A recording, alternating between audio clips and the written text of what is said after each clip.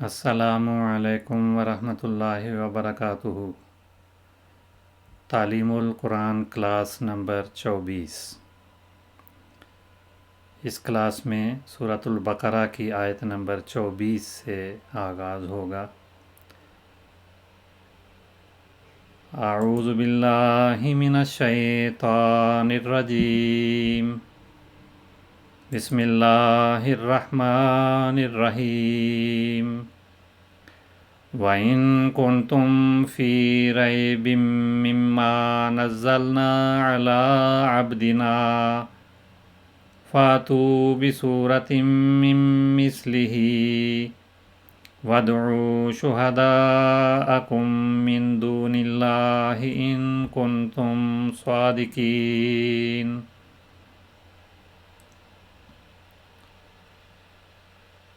व इन कुंतुम, व और इन अगर, तुम हो, फ़ी रैबिन शक में, और अगर तुम शक में हो, मिम्मा, ये मिन और मा का मजमुआ मिम्मा है, उस बारे में, मा जो, नज़्ज़लना हमने उतारा, अला ऊपर या पर, अब्दिना अपने बंदे के ऊपर जो हमने उतारा है। फ़ातू पस तुम ले आओ, ला के दिखाओ, बिसूरतिन कोई सूरत, मिम मिस्लिही इस जैसी। फ़ातू पस तुम लाओ या ला के दिखाओ, ये इसके लफ्ज़ी माने तो हैं तुम आओ बे साथ, लेकिन जब बे इसके साथ आ जाए अतायाती के साथ तो इसके माने लाने के हो जाते हैं। फ़ातू बे पस तुम लाओ, बिसूरतिन एक सूरत या कोई सूरत, मिम मिस्लिही इस जैसी।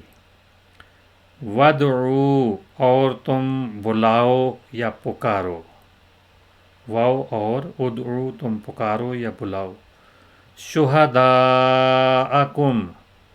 अपने गवाहों को या अपने सरपरस्तों को। ये शाहिद या शहीद की जमा है, तफसील बाद में। और तुम अपने सरपरस्तों को भी बुला लाओ। कौन से सरपरस्त? मिन दूनिल्लाहि, अल्लाह के सिवा, अल्लाह के अलावा जो तुमने बना रखे हैं। इन अगर तुम हो, स्वादिकीन सच्चे, अगर तुम सच्चे हो। इन तुम आयत के आगाज़ में भी आया है और आखिरी जुमले में भी आया है। इनकी तशरीह हम देखेंगे। तुम फ़ेल नाकिस है, इसके माने हैं तुम हो। इन तुम अगर तुम हो, ये जमा मुखातब, फ़ेल माजी जमा मुखातब का सीगा है, जमा मुज़क्कर मुखातब, और इसका पहला सीगा काना है, फ़ेल नाकिस कहलाता है। और ये फ़ेल या दूसरे अफ़ाल नाकिसा जो भी हैं, ये किसी जुमले पर बिलुमूम दाखिल होते हैं, जुमला इस्मिया पर। और जुमला इस्मिया में चूँकि मुब्तदा और ख़बर दो हिस्से होते हैं, तो जो जुमला इस्मिया में मुब्तदा होता है वो इसका इसम कहलाता है और उस पे रफ़ा आती है। और ख़बर में अगर इसम हो तो वो इसम मंसूब होता है काना की वजह से, उसको काना की ख़बर कहते हैं और काना की ख़बर पर नसब आती है, मंसूब होता है। तो ये अपने इसम को रफ़ा और ख़बर को नसब देता है। जैसे कान अन्नहार मुश्तमिसन, काना फ़ेल नाकिस है, अन्नहार उसका इसम है और मुश्तमिसन चमका हुआ, जिसमें सूरज खूब निकला हुआ है। तो दिन में सूरज खूब निकला हुआ है। तो काना फ़ेल नाकिस के तौर पे یہاں پہ بھی آیا ہے، اور اس کے اندر جو ضمیر ہے وہ اس کا اسم ہے، اور فی ریب اس کی خبر ہے۔ اور اگر تم شک میں ہو،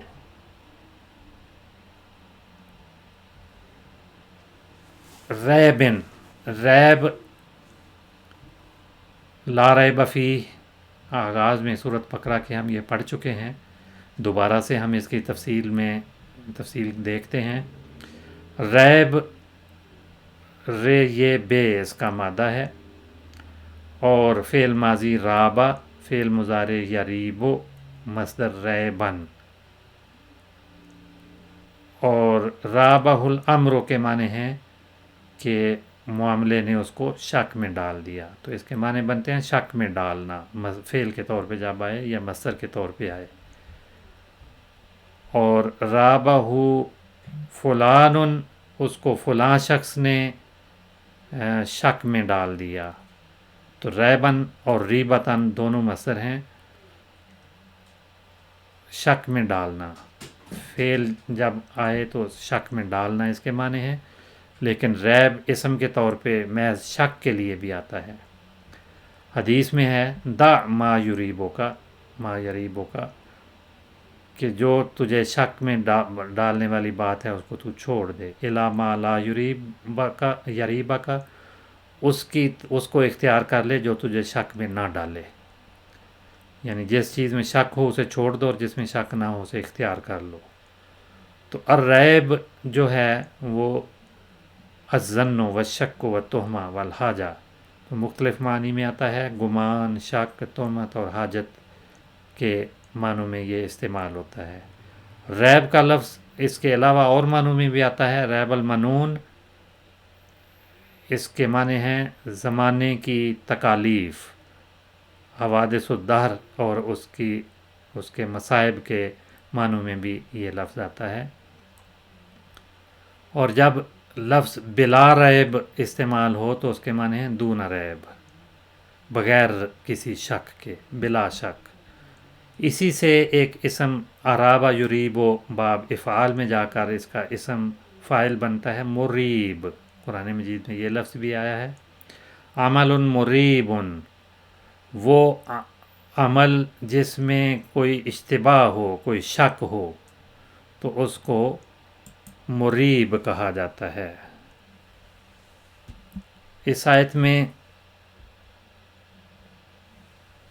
مما آیا ہے، یہ دو الفاظ کا ایک مرکب ہے، ایک من اور دوسرا ما، تو جو نون ہے من کی وہ میم بن کر مدغم ہو گئی، تو من ما کی بجائے مما اس کو پڑھا جاتا ہے، اور یہ مرکب کے طور پہ اکٹھا پھر استعمال ہوتا ہے۔ من حرف جار ہے، ما موصولہ ہے، تو جو ما موصولہ ہے اس اسماء موصولہ کی بحث ہم پہلے پڑھ چکے ہیں، دوبارہ دہرائی کر لیتے ہیں۔ مذکر کے جو صیغے عام طور پر اسم موصول کے طور پہ استعمال ہوتے ہیں وہ اللذی واحد کے لیے، اللذان تثنیہ کے لیے، اللذین یہ بھی تثنیہ کے لیے، اور اللذین جمع کے لیے، الاولا یہ بھی جمع کے لیے آتا ہے۔ مؤنث کے صیغے اللتی واحد کے لیے، اللتان تثنیہ، اللتین بھی تثنیہ، اللاتی جمع، اللواتی یہ بھی جمع کے لیے، یہ مؤنث کے صیغے عام طور پہ آتے ہیں۔ بعض اور الفاظ بھی ہیں، من یہ بھی اسم موصول کے طور پہ آتا ہے، اور ما یہ بھی اسم موصول کے طور پہ آتا ہے، اور بعض اوقات اسم فاعل یا اسم مفعول کے ساتھ جو الف لام آتا ہے، یا اسماء مشتقہ ہم کہتے ہیں، یعنی کسی مادے سے جو اسماء بنے ہوئے ہیں ان کے ساتھ الف لام آتا ہے، تو وہ بھی اسم موصول کے طور پہ استعمال ہوتے ہیں، اور اس کے معنی عام طور پہ جو، اس الف لام کے معنی بنتے ہیں جو۔ اور یہ من، ما اور الف لام جو ہیں یہ واحد، تثنیہ، جمع، مذکر، مؤنث سب کے لیے آتے ہیں۔ اسی طرح سے ایو اور ایت ایون اور ایتن یہ بھی اسماء موصولہ کے طور پہ استعمال ہوتے ہیں۔ اسم موصول جو بھی ہوتا ہے اس کے بعد ایک جملہ بالعموم آتا ہے، اور اس جملے کو اس اسم موصول کا صلہ کہا جاتا ہے، اور اسم موصول اپنے صلے کے ساتھ مل کر کسی چیز کی، کسی شخص کی، کسی وجود کی صفت بنتے ہیں۔ اور بعض اوقات فاعل بھی بن جاتے ہیں، نائب فاعل بھی بن جاتے ہیں، مفعول بھی بنتے ہیں، مبتدا، خبر اور مضاف الیہ وغیرہ، یہ ساری حیثیتیں اسم موصول اور اس کے صلے کی مل کر بنتی ہیں۔ جیسے من جاء، جاء فعل اور فاعل، اور یہ من کا صلہ کہلائے گا، من اسم موصول ہے۔ انظروا الی من هو اسفل منکم، تو یہاں پر من اسم موصول ہے، اور هو اسفل منکم، هو اسفل منکم یہ ایک جملہ ہے جو من کا صلہ کہلاتا ہے، اور من اور اس کا صلہ مل کر الی کی وجہ سے مجرور کہلائیں گے۔ ما اسم موصول ہے، مما اس میں سے جو، یہ ترجمہ آیت میں بنے گا۔ نزلنا ہم نے اتارا، یہ جمع متکلم، فعل ماضی جمع متکلم کا صیغہ ہے۔ اس سے جو فعل ماضی پہلا صیغہ ہے وہ نزلہ ہے۔ نزلہ، ینزل فعل مضارع ہے، تنزیلاً مصدر ہے۔ اسی طرح سے انزلہ بھی اسی نزلہ سے فعل آتا ہے۔ انزل اللہ کلامہ علی انبیائہ، اللہ نے اپنے نبیوں پر اپنا کلام پہنچایا یا بھیجا۔ اس کا مجرد کا صیغہ نزلہ بنتا ہے، نون زیر لام مادہ ہے، اور مجرد میں، ثلاثی مجرد میں نزلہ فعل ماضی ہے، اور نازلہ کے ساتھ صلہ علی یا فی دونوں استعمال ہوتے ہیں۔ تو ینزل نزولاً، جب نازلہ علی کے معنی ہیں تو ثلاثی مجرد میں یہ اترنے کے معنوں میں بھی آتا ہے، نازل ہونا، اور کہیں قیام کرنا یہ بھی اس کے معنی ہیں، اور کسی کا مہمان بننا، نزیل کا لفظ اسی سے مہمان کے لیے استعمال ہوتا ہے، یا کہیں پڑاؤ کرنے والے، اترنے والے، مہمان بننے والے کے لیے یہ لفظ بولا جاتا ہے، تو یہ معنی بھی اس میں شامل ہیں۔ عبدنا ہمارا بندہ، علی عبدنا ہمارے بندے پر، جو ہم نے اپنے بندے پر اتارا۔ عبد غلام کو کہتے ہیں، محکوم کو بھی کہتے ہیں، غلام یا محکوم، اور دوسرے معنی ہیں کہ محض بندہ یا انسان، خواہ وہ آزاد ہو یا غلام، اس کے لیے بھی عبد کا لفظ بولا جاتا ہے۔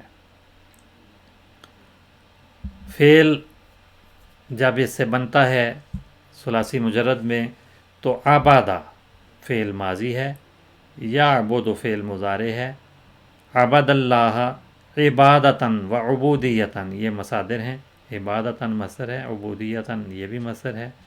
اللہ تعالیٰ کی اطاعت اور فرما برداری کرنا یا اللہ تعالیٰ کی عبادت کرنا، یہ معنی ہیں اس میں۔ محض عبادت کرنا، بتوں کی عبادت کرنے والوں کے لیے بھی یہ لفظ استعمال ہوتا ہے، اور کسی کی فرما برداری، اطاعت یا آداب بندگی بجا لانا، اس کے لیے بھی عبادہ کا لفظ استعمال ہوتا ہے، عبادت یا عبودیت، اور عجز و انکساری کا اظہار کرنا، اس کے لیے بھی یہ لفظ استعمال ہوتا ہے، اور محض خدا تعالیٰ کو ہی اپنا مالک اور خالق اور واجب الاطاعت مان لینا، اس کے لیے بھی عبودیت کا لفظ آتا ہے۔ اسی سے وہ جگہ یا وہ وقت جس میں عبادت کی جائے اسے معبد کہا جاتا ہے، عبادت خانہ، اور معبد کی جمع معابد ہے۔ تو مساجد یا دیگر عبادت کی جگہ معبد کہلاتی ہیں۔ فَأْتُو، فا حرف عاطف ہے، اور اِئْتُو تم آؤ، یہ اصل میں عطا یا تی، عطا ماضی ہے اور یاتی فعل مضارع ہے، اس سے فعل امر ہے اِئْتُو، لیکن جب ماضی کو ہم دیکھتے ہیں یا اس کے فعل کو بنیادی طور پہ دیکھتے ہیں تو عطا یاتی فعل آتے ہیں، اور اس کے ساتھ بے کا صلہ اور علا کا صلہ بھی آتا ہے، عطا بے یا عطا علا، وہ شخص فلاں جگہ پہ آیا۔ تو مختلف معنی ہیں ان کے۔ فعل امر ایتے بنتا ہے، جمع کا صیغہ ایتو، اور فا جب اس کے ساتھ مل گیا تو ایک حمزہ جو حمزہ فعل امر میں آتا ہے وہ درمیان میں اگر آ جائے، کوئی اور حرکت کے ساتھ حرف اس سے پہلے موجود ہو تو پھر اس حمزے کو گرا دیتے ہیں۔ تو ایتے فعل امر ہے، اور مصدر عطین اتیانن، یہ دونوں مصادر ہیں۔ عطل مکانہ یا عطر رجلا، اس کے معنی ہوں گے وہ اس مکان میں حاضر ہو گیا، اس آدمی کے پاس وہ چلا گیا، اس کے پاس حاضر ہوا۔ عطا کے ساتھ جب بے کا صلہ آتا ہے حرف جار، تو اس کے بعد ایک اسم آتا ہے، کوئی خاص ضمیر کی صورت میں یا ظاہر اسم کی صورت میں، تو اس صورت میں یہ متعدی ہو جاتا ہے۔ لازم اور متعدی کی بحث ہم پہلے پڑھ چکے ہیں۔ لازم وہ فعل ہے جس میں مفعول کی ضرورت نہیں ہوتی، جو اپنے فاعل کے ساتھ جملہ مکمل کر لیتا ہے، لیکن متعدی وہ ہے جس میں مفعول کی ضرورت بھی ہو، مفعول کا تقاضا کرے۔ تو جب عطا کے ساتھ بے کا صلہ آ جائے تو یہ متعدی بن جاتا ہے، یعنی اس کے بعد کوئی اسم جو بھی آئے گا وہ مفعول کی حیثیت میں ہوگا۔ عطا بھی وہ اسے لایا، تو عطا بے کے معنی ہے لانا۔ عطل امر کوئی کام انجام دینا، عطل امرہ اس نے وہ کام انجام دیا، وہ کام کیا۔ عطل جرم اس نے جرم کا ارتکاب کیا، تو جرم کا ارتکاب کرنا، یہ جرم کا جب اس کے ساتھ مفعول آ جائے تو پھر جرم کا ارتکاب کرنا اس کے معنی ہو جاتے ہیں۔ بصورتن کوئی صورت، کوئی صورت لے آؤ۔ صورت کے کیا معنی ہیں؟ قرآن مجید میں جو مختلف صورتیں ہیں، اس کے جو مختلف حصے ہیں، ان کو صورت کہا جاتا ہے۔ تو قرآن پاک کا ایک حصہ جو مخصوص یا متفرق تعلیمات و احکامات اور واقعات پر مشتمل ہے، ایک ٹکڑا یا ایک حصہ، وہ صورت کہلاتا ہے۔ صورت کے اور معنی بھی ہیں۔ لمبی اور خوبصورت عمارت کو بھی صورت کہا جاتا ہے۔ دیوار جب بنائی جاتی ہے تو اس میں مختلف تہیں یا ردے لگائے جاتے ہیں، تو ایک ردہ وہ بھی ایک حصہ ہے، اس کو بھی صورت کہا جاتا ہے۔ مختلف عمارتیں ہوں تو ایک منزل ان میں سے وہ بھی صورت کہلاتی ہے۔ صورت کا معنی بلند رتبہ بھی ہیں، اور فضیلت اور بڑائی کے لیے بھی یہ صورت کا لفظ بولا جاتا ہے، نمایاں کسی چیز کا ہونا، اور عزت و شرافت کے لیے بھی صورت کا لفظ بولا جاتا ہے۔ نشان کے معنوں میں بھی صورت کا لفظ آتا ہے۔ تو کئی معنی ہیں صورت کے، چند ایک یہاں ہم نے پڑھ لیے۔ صورت کی جمع صورن و سورن، دونوں اس کی جمع آتی ہیں۔ اس آیت میں ایک اور لفظ ہے وَادْعُوا شُهَدَاءَکُمْ، تو وَادْعُوا واو تو حرف عاطف ہے، ادعو فعل امر ہے، جمع مخاطب کا صیغہ ہے، تم بلاؤ یا تم پکارو، فعل امر جمع کا صیغہ، اور واحد کا صیغہ ہے ادعو، تو پکار، ادعو الی سبیل ربک، تو پکار یا تو بلا۔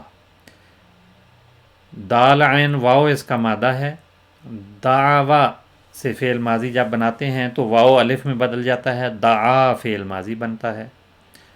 اور دعا کے ساتھ مختلف صلے بھی استعمال ہوتے ہیں، دعا الا، دعا بی، دعا علا، تو اس کے اس طرح سے مختلف معانی ہیں۔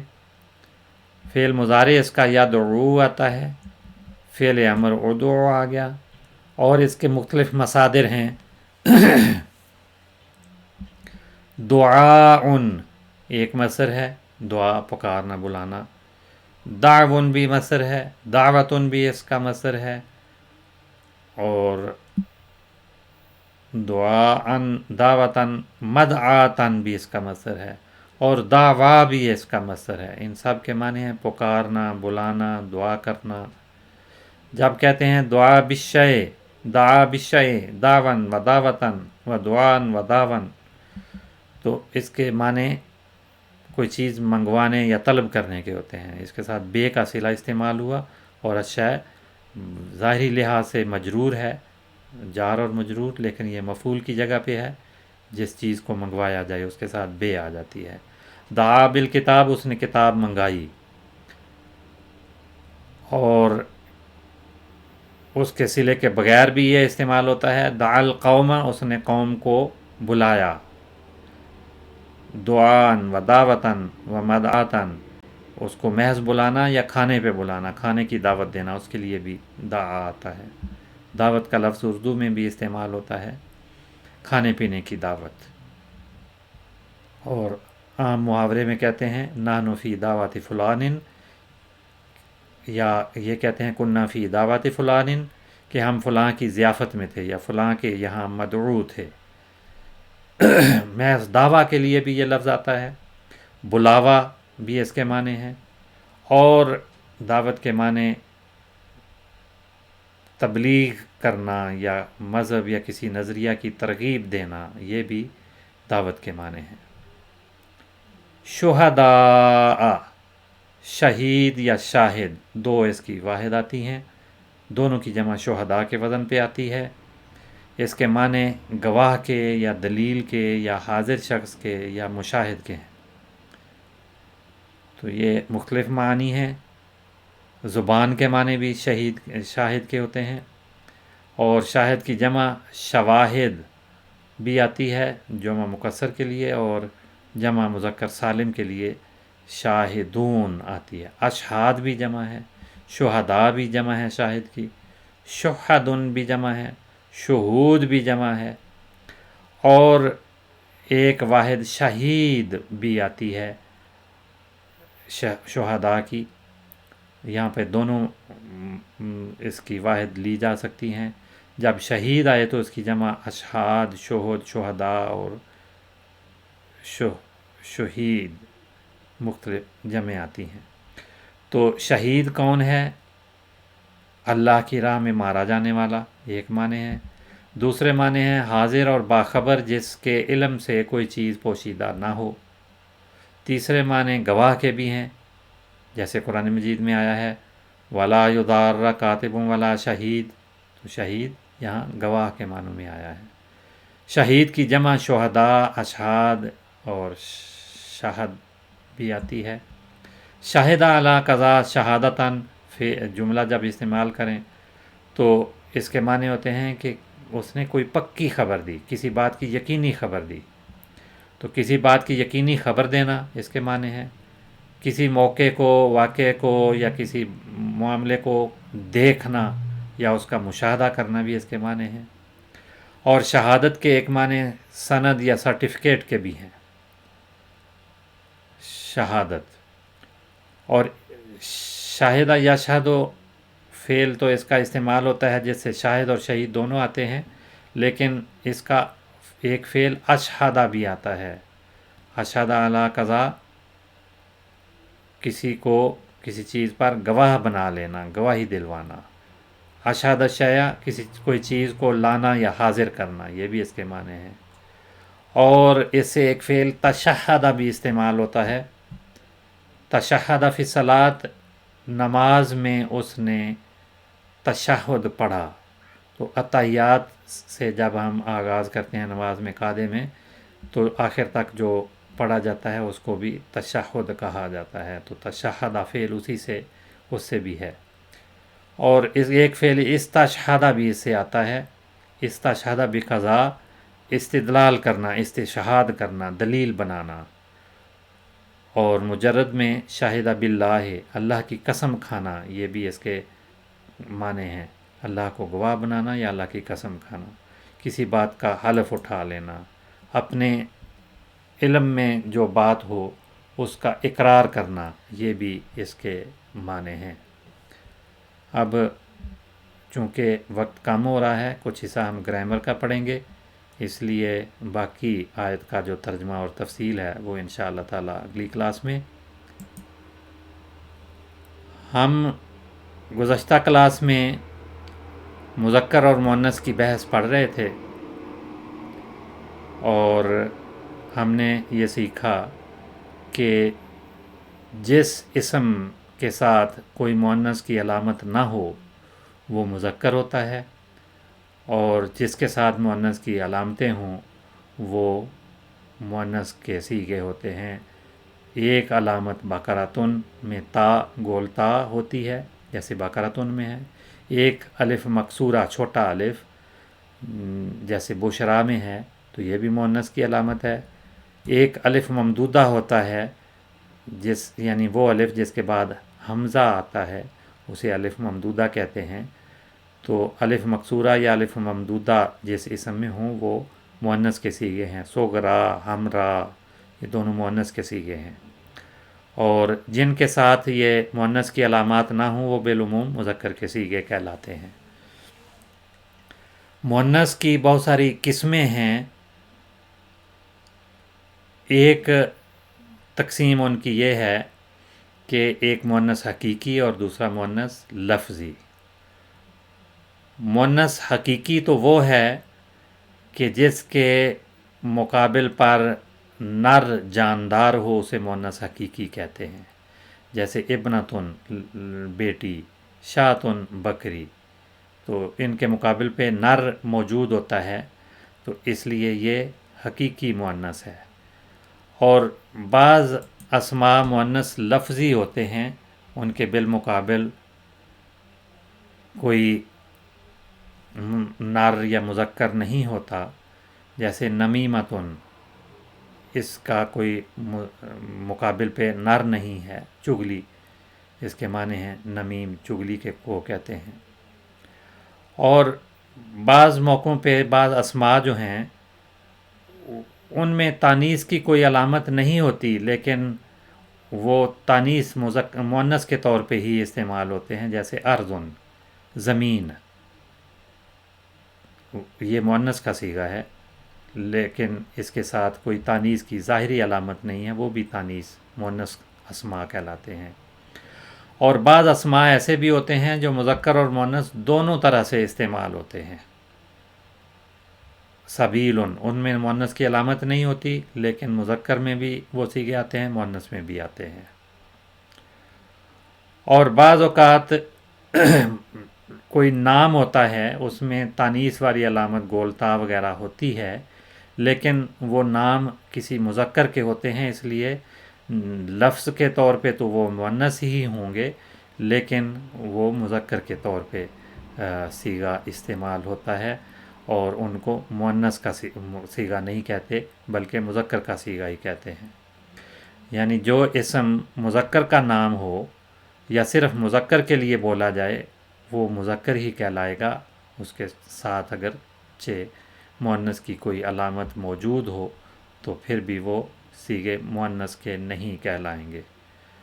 تو آج ہم نے مذکر اور مؤنث کی بحث سیکھی ہے، اس کی پہچان اسماء میں سے کرنی ہمارے لیے اب آسان ہو جائے گی۔ میں تھوڑے سے وقت میں اس کی دہرائی کر دیتا ہوں کہ جس اسم میں تانیث کی کوئی علامت نہ ہو وہ مذکر، جیسے غلام، اور جس میں تانیث کی کوئی علامت ہو اسے مؤنث کہتے ہیں، جیسے امراتن یا ظلمتن، یہ مؤنث کے صیغے ہیں، ان کے ساتھ تائے مؤنث لگی ہوئی ہے، اسے تائے تانیث یا تائے مؤنث ہی کہا جاتا ہے۔ تانیث کی علامتیں تا کے علاوہ الف مکسورہ اور الف ممدودہ بھی ہوتی ہیں، تو ان 3 علامات کے ساتھ کوئی اسم آئے تو وہ اسماء مؤنث ہوتے ہیں، اور جن کے ساتھ یہ علامتیں نہ ہوں وہ مذکر اسماء کہلاتے ہیں۔ اور مؤنث کی ظاہری لحاظ سے 2 قسمیں ہیں، مؤنث حقیقی، وہ مؤنث جس کے بالمقابل کوئی نر موجود ہو، مذکر موجود ہو، اور مؤنث لفظی جس کے بالمقابل کوئی نر یا مذکر موجود نہ ہو۔ تو آج کا وقت ختم ہو رہا ہے، اسی پہ کلاس ہم ختم کرتے ہیں۔ السلام علیکم ورحمۃ اللہ وبرکاتہ۔